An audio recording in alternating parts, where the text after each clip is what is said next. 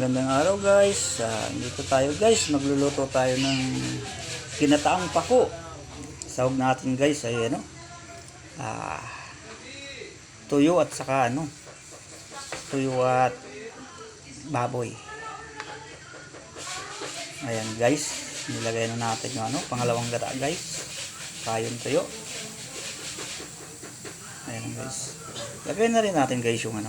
Yung sahog natin na baboy. Ayan guys. Para masarap. Ayan.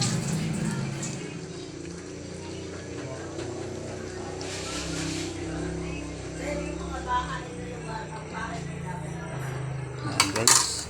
Nalagay na natin lahat ang sahog guys.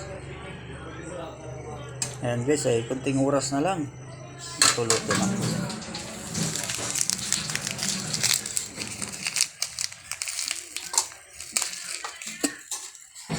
Natin ng konting seasonings guys.